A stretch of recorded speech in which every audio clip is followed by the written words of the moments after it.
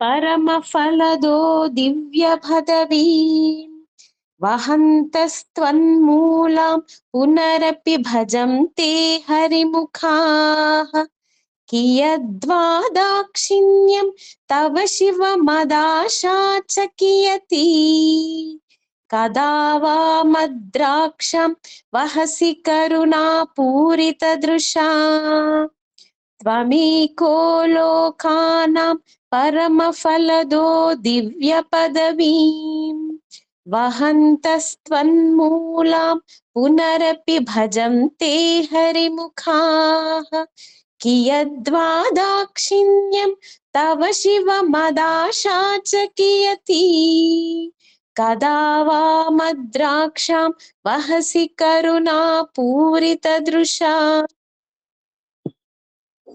त्वमेको लोकानां परमफलदो दिव्यपदवीम् वहन्तस्त्वन्मूलां पुनरपि भजन्ते हरिमुखाः कियद्वा दाक्षिण्यं तव शिव मदाशा च कियती कदा वा मद्राक्षां वहसि करुणा पूरितदृशा.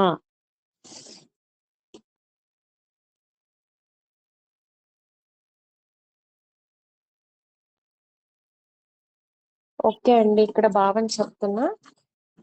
ఇక్కడ భగవంతుని యొక్క కరుణా కటాక్ష వీక్షణం అన్నమాట ఈ శ్లోకంలో. నాకు అన్ని ఇవ్వగలవని నాకు తెలుసు తండ్రి, మోక్షము ఇవ్వగలవు, ఐశ్వర్యం ఇవ్వగలవు, ఉన్నత లోకాలు ఇవ్వగలవు, కానీ నాకు అవి అన్నమాట భక్తుడు. సంసార సాగరం చాలా లోతైనది, దాటడం చాలా కష్టంగా ఉంటుంది తండ్రి. అయినా మనస్సు నిరాశ చెందకూడదు.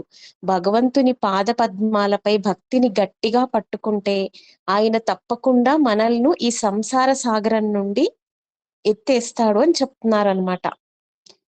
మయి కరుణయ అంటే నాపై కరుణ చూపించు అని చెప్తున్నారనమాట. అదే విధంగా సౌందర్యలహరిలో ఏమంటారండి, మయి జనని దృష్టి స కరుణ అంటారు. ఓ జనని, నాపై నీ దృష్టి కరుణతో నిండి ఉండాలి అని చెప్తారు.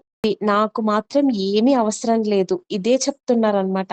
నీ కరుణాపూరితమైన కటాక్ష వీక్షణం ఒక్కటి చాలు, అదే నన్ను సంసార సాగరం నుండి పైకి తీసుకెళ్తుంది అని చెప్తున్నారు. ముందు భావమే పొడిగించారండి ఈ శ్లోకానికి. రెండు కలిపి ఒకటే భావం యాక్చువల్ గా. అర్థమైందా అండి భావము? ఓన్లీ తన చూపు పడాలి అని భక్తుడు కోరుకుంటున్నాడు అంతే. నిన్న శరణాగతి చెందాలి అని చెప్తారు, ఈ రోజేమో తన కరుణ మనపై పడాలి అని భక్తుడు కోరుకుంటున్నాడు. రెండిటికి కలిపి నిన్ననే భావం అన్నమాట. కానీ నేను మళ్ళీ వేరే దాంట్లో వెతికి ఇది రాశాను.